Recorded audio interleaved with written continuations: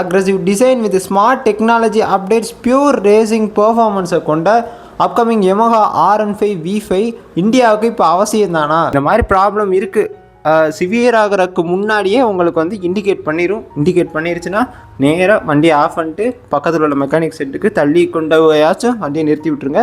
உங்கள் வண்டியை வந்து காப்பாற்றிடலாம். Yamaha R15 V5 பைக்கினுடைய இன்ஜின் டாப் ஸ்பீட் அக்ரெசிவாக ஓட்டுறேன் போட்டு ஒலட்டிக்கிட்டு வச்சு உருமிக்கிட்டு ஓட்டினீங்கன்னா அது எந்த ஏரியாவாக இருந்தாலும் சரி, மைலேஜ் ரேஞ்சை பொறுத்த வரையும் அப்கமிங் Yamaha R15 V5 பைக்கினுடைய எக்ஸ்பெக்டட் எக்ஸ்ஷோரூம் ப்ரைஸ் இந்த பைக்ஸுக்கெலாம் வந்து ஒரு ரைவல்ரி வாங்கலாம் போட்டு பார்க்கலாம் அப்படிங்கிற மாதிரி சேல்ஸ் இருக்கும் அப்படின்னு எதிர்பார்க்கப்படுது. R15 V5 இந்தியாவுக்கு வரும்போது R15 V4 வந்து டிஸ்கண்டினியூ பண்ணிட்டு தான் Yamaha கம்பெனி இறக்குவாங்க அப்படிங்கிற மாதிரியான பேச்சுக்கள்லாம் இப்போவே அடிபட ஆரம்பிச்சிருச்சு. ஹலோ ஃப்ரெண்ட்ஸ் அண்ட் வாகன விரும்பிகளை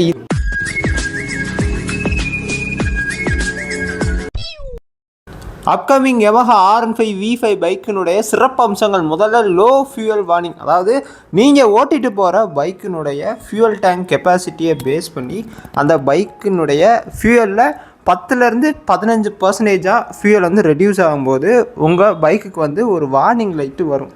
அந்த வார்னிங் லைட்டை பார்த்துட்டு ஓகே ரிசர்வில் வந்து 10-15 இருக்குது, வண்டியை வந்து அடுத்து பெட்ரோல் கூட்டு போடா தம்பி அப்படிங்கிற மாதிரி ஒரு வார்னிங் லைட் தான். அதை பேஸ் பண்ணி தான் வச்சுருப்பாங்க. நீங்கள் இதை பார்க்காம விட்டுட்டிங்கன்னா இதில் என்ன பெருசாக 15% இருக்குல்ல, போட்டு உலட்டிட்டு ஓட்டுவோம், ட்ரை ஆனால் என்ன பார்த்துக்கலாம் அப்படின்னு நீங்கள் போனீங்கன்னா உங்கள் வண்டியினுடைய ஃபியூயல் பம்பு வந்து தரமாக அடிபடும். அந்த ஃபியூயல் பம்பை காப்பாற்றுறக்காண்டி தான் இந்த low fuel level warning. Next engine temperature warning light. இந்த லைட்டை பொறுத்த வரையும் மோஸ்ட்லி ரெட் இல்லாட்டி ஆம்பர் கலரில் எல்சிடி டிஸ்பிளேயில் இருக்கும். இந்த லைட்டு உங்கள் பைக்கில் பிளிங்க் ஆயிடுச்சுன்னா உங்கள் பைக்கினுடைய லோ லெவல் ஆஃப் கூலண்ட்டு ஒரு ரீசனு, அதுக்கப்புறம் ரேடியேட்டர் ஃபேனில் பிரச்சனை, தெர்மோஸ்டாட்டில் பிரச்சனை, இந்த மாதிரி பிரச்சனைகள்லாம், அதாவது கூலிங் சிஸ்டம் உங்கள் பைக்கில் தரமாக அடிபட்டுருக்கு. இதனால் என்ன ஆகிடப்போகுது, கூலிங் சிஸ்டம் தானே அடிபட்டுருக்கு அப்படிலாம் பார்க்கக்கூடாது. இந்த லைட்டு பிளிங்க் ஆனாலே நேராக கொண்டு போய் மெக்கானிக்கல் செட்டில் விட்டுருங்க.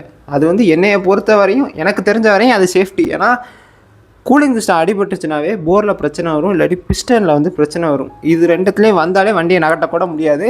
அதனால இந்த மாதிரி ப்ராப்ளம் இருக்குது, சிவியர் ஆகிறதுக்கு முன்னாடியே உங்களுக்கு வந்து இண்டிகேட் பண்ணிருச்சுன்னா நேராக வண்டியை ஆஃப் பண்ணிட்டு பக்கத்தில் உள்ள மெக்கானிக் செட்டுக்கு தள்ளி கொண்டு போயாச்சும் வண்டியை நிறுத்தி விட்டுருங்க. உங்கள் வண்டியை வந்து காப்பாற்றிடலாம். இல்லை விட்டுட்டிங்கன்னா அப்புறம் மெக்கானிக்கல் செட்டில் கொண்டு போய் வண்டி நின்று வச்சு எதுவுமே பண்ண முடியலன்னா 5 நிமிஷத்துக்கு முன்னாடி வந்துருந்தால் காப்பாற்றிருக்கலாம் அப்படிங்கிற மாதிரியான பதிலை மட்டும்தான் மெக்கானிக்கிட்ட இருந்து நம்ம பெற முடியும். நெக்ஸ்ட் கியர் பொசிஷன் இண்டிகேட்டர், அதாவது பைக்கு வந்து எந்த கியரில் இப்போ கரண்ட்டு போய்க்கிருக்கீங்க, எந்த கியரில் போய்க்கிருக்கீங்க, அடுத்து எந்த கியர் போட்டால் கரெக்டாக இருக்கும், அதெல்லாம் வந்து இண்டிகேட் பண்ணிடும். இதனால் வந்து இந்த பைக் புதுசாக ஓட்டுறவங்க, அதுக்கப்புறம் என்னைய மாதிரி பைக்கை வந்து உலட்டி ஓட்டுறவங்க, இவங்களுக்கெல்லாம் இது வந்து ஃபேவராக இருக்கும். கியர் ஷிஃப்ட் லைட்டை பற்றி ஜென்ரலாக சொல்லணுன்னாலே இப்போது இந்த பைக்கில் நம்ம இப்போ ஓட்டிக்கிருக்கோம், ரன்னிங்கில் தான் இருக்கும். ஸோ இப்போ எந்த கியர் போட்டால் கரெக்டாக இருக்கும், இதுக்கு உகந்த கியர் எது அப்படின்னு சொல்கிறக்காண்டி தான் இந்த கியர் ஷிஃப்ட் லைட். இதனால் நம்மளுக்கு என்ன கிடைக்குன்னா பெர்ஃபார்மன்ஸ் வந்து அதிகமாக, பைக்கினுடைய பெர்ஃபார்மன்ஸ் இன்க்ரீஸ் ஆகும் அண்ட் ஃபியூல் எஃபிஷியன்சியும் நம்மளுக்கு பெட்டராக கிடைக்கும். வண்டியில் ஆயில் சேஞ்ச் பண்ணணும், வண்டியினுடைய எலக்ட்ரிக்கல்ஸில் ப்ராப்ளம், இன்ஜின் சிஸ்டமில் ஏதோ பிரச்சனை, அடுத்து எப்போ வண்டியை வந்து சர்வீஸுக்கு விடணும், இது எல்லாத்தையுமே இண்டிகேட் பண்ணுறக்காண்டி தான் சர்வீஸ் லைட் வந்து இந்த பைக்கில் கொடுத்துருக்காங்க. And ABS warning lights, antilock braking system, இது வந்து எல்லா பைக்ஸ்லையும் இப்போ மேண்டட்டரியாக கொண்டு வந்திருக்காங்க. இந்த ஏபிஎஸ்சில் வந்து ப்ராப்ளமாக இருந்துச்சுன்னா, ஏபிஎஸ் ஒர்க் ஆகலை பிரச்சனைனா, முதல்ல வண்டியினுடைய பிரேக்கிங் சிஸ்டம், அதாவது வீட்டிலே சொல்லுவாங்க வண்டி எடுக்கும்போது பிரேக் பிடிக்குதான்னு பார்த்து எடுப்பா, அதை முதல்ல பாருங்கள். ஸோ ஏபிஎஸ்லாம் ஃபங்க்ஷன் ஆகலாட்டி நம்ம முதல்ல பார்த்துறது பெட்டர். அதுக்காண்டி தான் ஏபிஎஸ் வார்னிங் லைட். அடிஷ்னலாக ஒய் கனெக்ட்னு சொல்லப்படுற Yamaha ஒய் கனெக்ட் ஆப்பு, இதில் வந்து ஒரு ஸ்பெசிஃபிக் கீ ஃபீச்சராக பார்க்கும்போது Yamaha கம்பெனி பைக்ஸ் எல்லாத்துக்குமே இப்போ வந்து இதை இன்க்ளூட் பண்ணிடுறாங்க. And LED projectors with DRLs, அதாவது டே டைம் ரன்னிங் லைட்ஸ் கொடுத்துருக்காங்க.